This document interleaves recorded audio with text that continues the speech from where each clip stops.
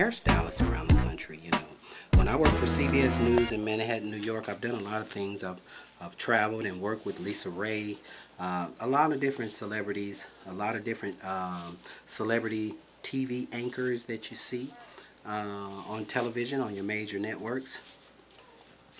And the biggest thing is that if you're going to get a weave, it's not all about how beautiful it is. It's about how comfortable is your weave.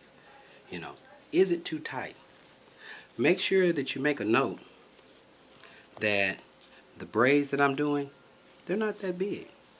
They're just kind of small. Little small braids, and you just take your time and go around that head and hook that weave, hook those braids up to where they're kind of small and they're not too tight. How does that feel? That's not too tight, is it? That's not too tight. Amen. Okay, you see how I'm keeping that rapport open with my client?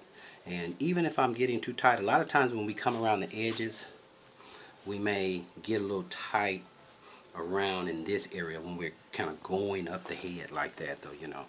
This is going to be an awesome finished product.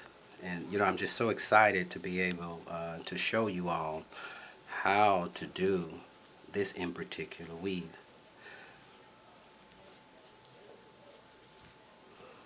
Now there's a few things that you're going to need when you get ready to do your sew-in. I just want to make sure that you got those. I know you were able to see those things, but before you actually started watching your videos, because I tell you what you'll need. But when you're doing a 27-piece sew-in weave, you're going to need a C-shaped needle.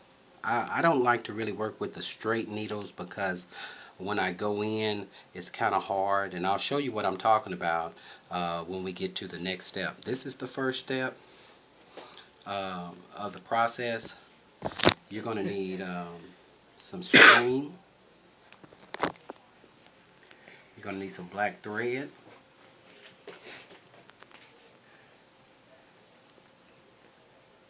So the only thing you're going to need for this is we don't have to use any glue. So you're going to need string, some sew-in thread, and I'll show you those things that you're going to need. In this in particular video, you probably already see them on the page, but I always like to talk to you. If you don't have a friend or a client, you can go to your local beauty supply and get you a mannequin. But I always like to work on a live client. When we work on live clients, what happens is that it also gives us because the texture of the hair is a little bit different and it braids a little bit different, and you'll find that it'll be a lot faster. One thing I don't want you to be discouraged about when you start on the video number 2, when we're doing the placement of the 27-piece, don't worry if you can't do it as fast as I can. You'll build up speed as you learn. Normally it takes me about maybe 16 minutes, sometimes depending on how big the head is, to braid up a head. To do a 27-piece sew-in, it'll normally take me anywhere from 2 hours to 2.5 hours, depending on how big their head is. She has a medium to small head, so amen. She doesn't have a big head, praise the Lord. She doesn't have a big head. She has a medium to small head, and so it's not going to really take us that long to be able to do this process. The biggest thing is that I wanted to get her away from those people that will do the 27-piece glue-in and tear all of your hair out. I know we have things out there that we can use in the beauty supply stores that helps us.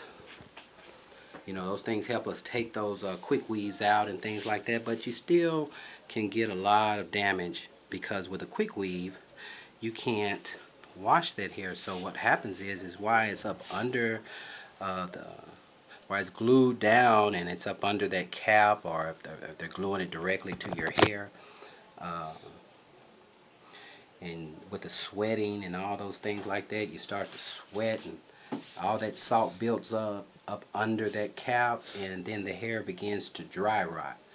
Uh, you experience dry rot when you're dealing with braids, when you're doing like micro braids, any type of braid that you're doing. If they don't get their hair washed, if they're not, if they're just sticking it in there and never washing that hair, their hair is going to dry rot. It's going to rot while it's up under the head, and that's why they see a lot of shedding with micro braids and kinky twists and